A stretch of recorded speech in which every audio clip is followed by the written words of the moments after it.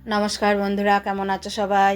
মামনি রূপকথা নতুন একটা ব্লগে তোমাদের সবাইকে স্বাগত। আবার একটা নতুন ভিডিও নিয়ে তোমাদের কাছে হাজির হয়েছি। আশা করি ভিডিওটা তোমাদের খুব ভালো লাগবে।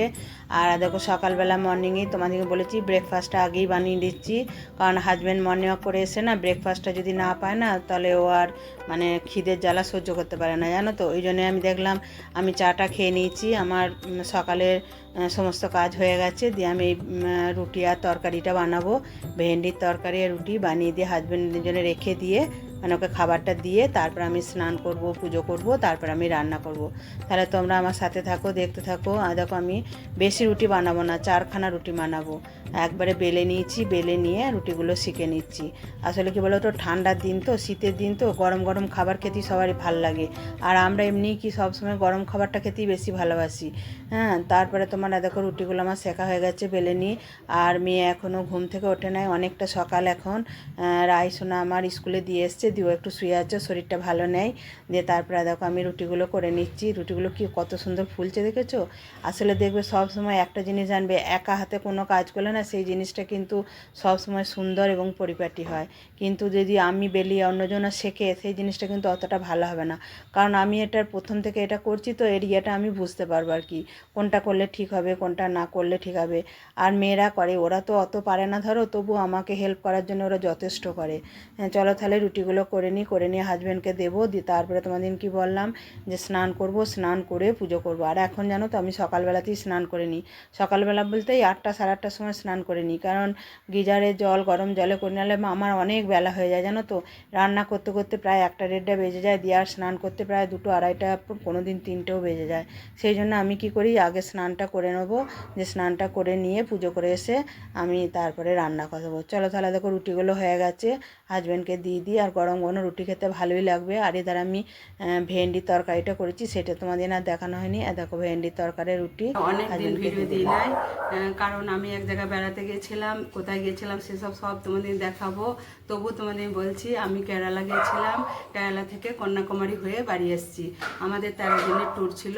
আর মানে কেরালা খুব কস্টলি জায়গা, তো আমি ভিডিও করতে বা হেটিং করতে আমি সময় পাইনি। মানে রাত্রে ঢুকছি, মানে রাতটা থাকে, আবার সকালে বেরিয়ে যাচ্ছি। তাহলে কি করে ভিডিও করব বলো? তবু যেহেতু যতটুকু ক্যামেরাবন্দি করেছি ততটুকুই তোমাদেরকে দেখাবো। তারপর ওখানে গিয়ে আমার হাজব্যান্ডের খুব শরীর খারাপ, আমি সেই নিয়েও একটু ব্যস্ত ছিলাম। বৃষ্টি, ওখানে প্রচণ্ড বৃষ্টি, গরম, প্রথমে গরম, তারপরে ঠান্ডা, তারপরে আবার গরম, এইসব নানা রকম নিয়ে চলেছে। ঠিক আছে, চলো। আমি সকাল থেকে সমস্ত কাজ করেছি, তোমাদের দেখাতে পারিনি, কারণ খুব তাড়াহুড়োর সহিত কাজগুলো করেছি। 14 দিন বাড়িতে ছিলাম, 13 দিন। বুঝতেই পারছো বাড়ির কি পরিস্থিতি ছিল। যতই মেয়ে থাকুক, তো মানে আমার মেয়েরা সব পারে না। ওরা একটু রাজকীয়ভাবে, বিলাসিতাভাবে মানুষ হয়েছে। ওরা মানে আমার মতো কাজ করতে পারে না। দিয়ে আমি সমস্ত কাজ সেরে হাজব্যান্ডের টিফিন করে, হাজব্যান্ডকে টিফিন দিয়ে আমি ছাদটা পরিষ্কার করলাম। সেটটা করেই তো চলে গিয়েছিলাম, পরিষ্কার করা হয়নি। আর তোমাদের আগেই বলেছি এখানে লোক পাওয়া যায় না। দিয়ে আমি ছাদটা পরিষ্কার করে গাছটা সব রোদে দিয়ে, গাছগুলো খুব একটা বাড়ে নাই, কারণ রোদ পায় নাই, সার পায় নাই।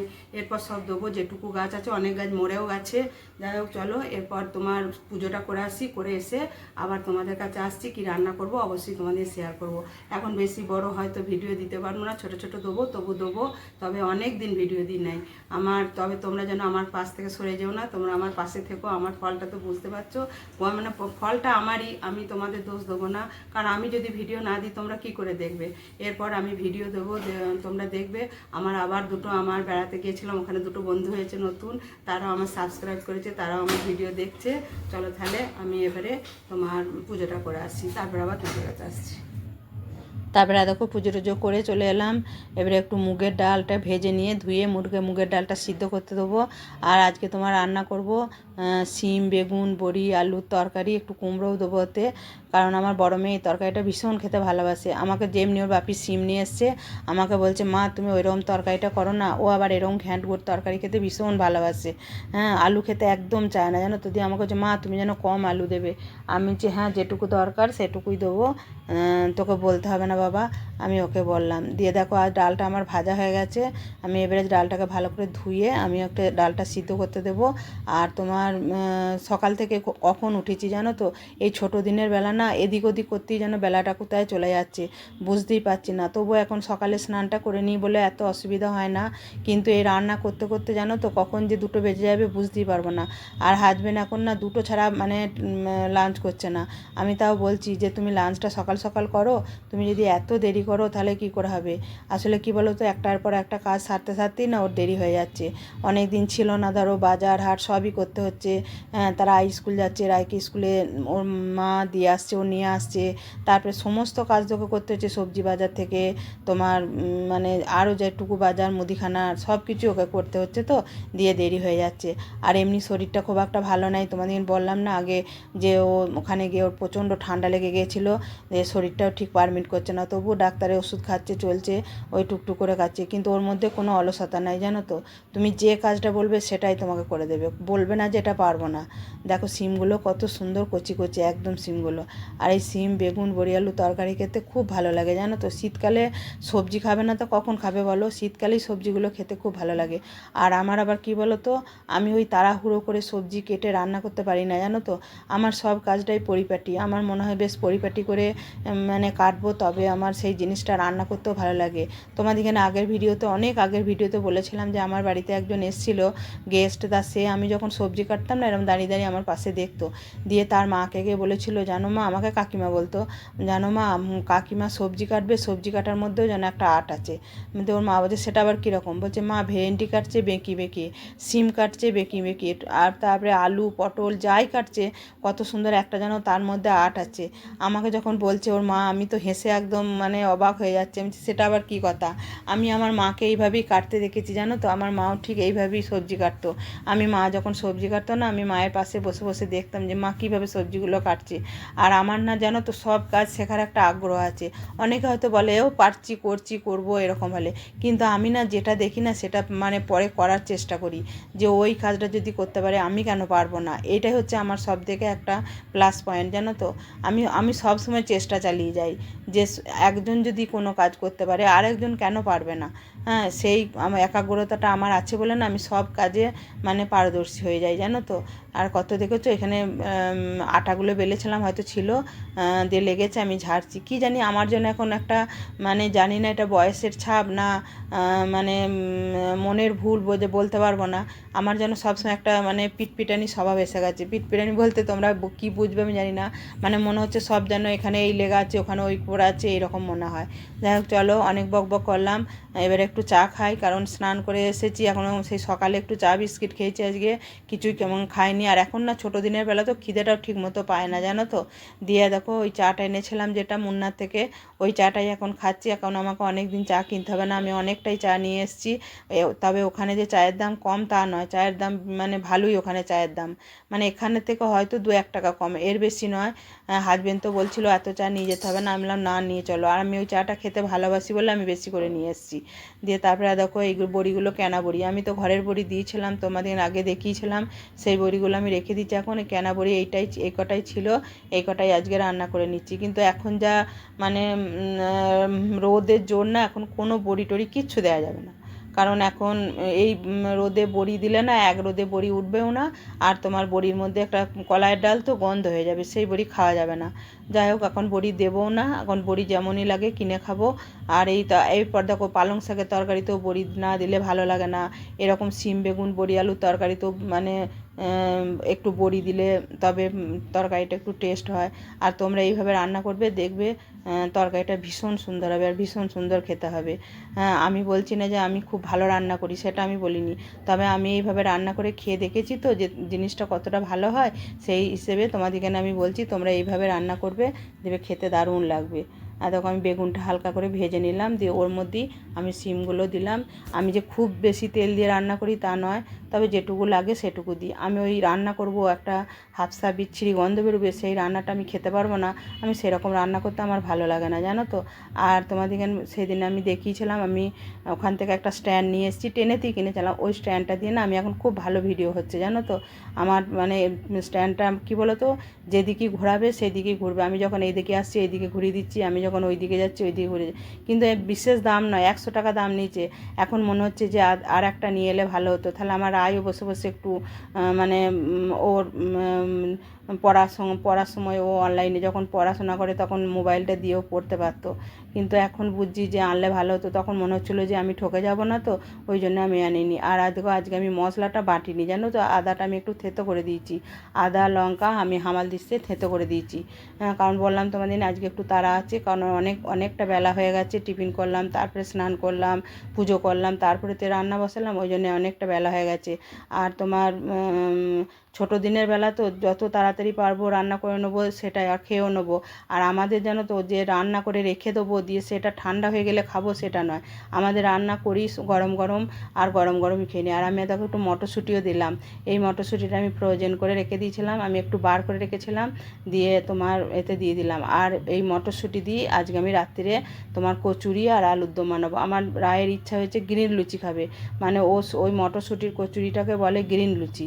হ্যাঁ, আমি এই রান্না করে একদম এই মটরশুঁটিটা বার করে রেখেছি, ওটা একটু ঠান্ডা ঘুচে গেলে ওটা আমি ভালো করে ধুয়ে আমি মিক্সিতে পেস্ট করে নিয়ে আমি একদম পুরটা রেডি করে রেখে দেবো, আর ময়দাটাও মেখে রেখে দেবো, দিয়ে রাত্রেবেলায় করবো। আর দেখো আমি পুরটা পুরো রেডি করে নিচ্ছি, কত সুন্দর হয়েছে দেখেছো তো। এটা আস্তে আস্তে করে গ্যাসটা সিম করে দিয়ে এটা আমি তোমার রেডি করছি। আর আমার তরকারিটা হয়ে গেছে, আর ওদের আমার পটল ভাজা হচ্ছে। হ্যাঁ, আমার বড় মেয়ে আর আমি পটল ভাজা খেতে ভীষণ ভালোবাসি। আর এখন তো অসময়ের পটল, এখন তো সেরকম মানে যে পটল পাবে তা না, তবু পটলগুলো হাজবেন্ড ভালোই নিয়ে এসছে, একদম বড় বড় লম্বা লম্বা পটলগুলো নিয়ে এসছে। দিয়ে আমি আর আমার হাজবেন্ড আবার পটল ভাজা খেতে ভালোবাসে না, আমি আর মেয়ে খাবো, তাই আমি দুটো দিয়েছি, ও দুটো আমি দুটো খাবো। আর লাড্ডুর জন্য তো মাছ ভাত হয়ে গেছে, মানে ওর জন্য মাছেতে আর তোমার ডালেতে সিদ্ধ করে রেখে দিয়েছি। হ্যাঁ, তারপরে তোমার এবার হাজব্যান্ড স্নান করছে, তারপরে আমরা দুপুরে লাঞ্চটা করব। রান্না হলোই মাত্র, শেষে পটলটা ভাজছি। পটল ভাজা সবসময় গরম গরম খেতে ভালো লাগে, বেগুন ভাজা পটল ভাজা গরম গরম ভালো লাগে। তা বলে কি সব জায়গায় পাওয়া যাবে, ঘরে বলছি গরম গরম ভাজবো আর খাবো। আর এই মটরশুঁটির কচুরি করবো আজকে। 8 বছরে মটরশুঁটি প্রয়োজন করে রেখে দিয়েছিলাম, 1 বাক্স মতো ছিল, আজকে বার করলাম, অর্ধেকটা দিলাম আর তোমার অর্ধেকটা রেখে দিয়েছি। রাত্রেবেলা আজকে আলুর দম মটরশুঁটি দিয়ে আর তোমার মটরশুঁটির কচুরি হবে রাত্রে। আর দেখো বড় মেয়ে খাচ্ছে, রায়ের জন্য ভাত মাখিয়ে মা রেখে দিচ্ছে, খাচ্ছে, আমি আর হাজব্যান্ড একটু পরে খাবো। বিকালবেলা ছাদে চলে এসছি, দেখো সূর্য অস্ত যাচ্ছে, আর আমি গাছে জল দিতে এসছি। তবে সব গাছে জল দেবো না, সকালবেলা দেখো ফুল তুলতে ভুলে গেছি, দেখেছো এখনও দুটো জবা ফুল রয়েছে। অনেক বেলায় আজ পুজো করেছি জানো তো। গাঁদা গাছগুলো সব বাঁধলাম, এটাকে এখনও ভালো করে বাঁধতে হবে। এই যে এই গাঁদা গাছটা বেঁধেছি, এগুলো সব বেঁধেছি, এগুলো অল্প অল্প করে জল দিই। আর এই একটা তুলে দিয়েছি ওপরে, নাই আর নাই আর নাই। আমি বিস্কুট খাচ্ছিলাম, লাড্ডুও খাচ্ছিলাম, খিদে পেয়ে গেছিলো জানো অনেক বেলা। ভাত খেলেও অল্প দুটো ভাত খেয়েছিলাম। চলো গাছগুলো একটু না যদি যত্ন করি, গাছ তো ফুল দেবে না। আর এই তো শীতেতেই ফুল, গরমে তো খাটতে পারি না, দেখছো ধরে ধরে পড়ে যাচ্ছে। চলো বেগুন গাছটা এসে ভেবেছিলাম 4টে গাছ এক জায়গায় বসিয়ে রেখেছিলাম, ভেবেছিলাম যে তুলে তুলে বসাবো, দেখো কত বড় হয়ে গেছে। এবার তুলতে যাই তাহলেই তো তোমার হয়ে যাবে না, নষ্ট হয়ে যাবে, মরে যায় যদি। চলো তাহলে জলটা দিয়ে নিই। তারপরে দেখো গাছে জল দিয়ে সন্ধ্যাবেলা সন্ধ্যা প্রদীপ দিতে চলে এসেছি ঠাকুর ঘরে, কারণ এখন সন্ধ্যা হয়ে গেছে। এই যে সন্ধ্যা প্রদীপ দিয়ে তারপরে আমি নিচে যাব, কারণ সন্ধ্যাটা হয়ে গেছে, সন্ধ্যাটা দিইনি। আর কিভাবে আমি সন্ধ্যা প্রদীপ দিই তোমরা আমার সাথে দেখতে থাকো। আমি সন্ধ্যা প্রদীপ দেবো, গোপুসোনাদের একটু মানে জল আর নকুলদানা দেবো, দিয়ে গোপুসোনাদের শুয়ে দেবো জানো তো। আর আমার কে ভিডিও করে দিচ্ছে বলো তো, আমার রায় আজকে পড়া নাই, ওর স্যার আজকে পড়ায় নাই, ও স্যার বিয়েবাড়ি গেছে, দিয়ে ও আমার সঙ্গে সঙ্গে সবসময় ঘুরছে। দেখো আমার সন্ধ্যা প্রদীপ দেওয়া হয়ে গেছে। এরপর আমি চলো হরি মন্দিরে একটা প্রদীপ আর একটু ধূপ দিয়ে আসি।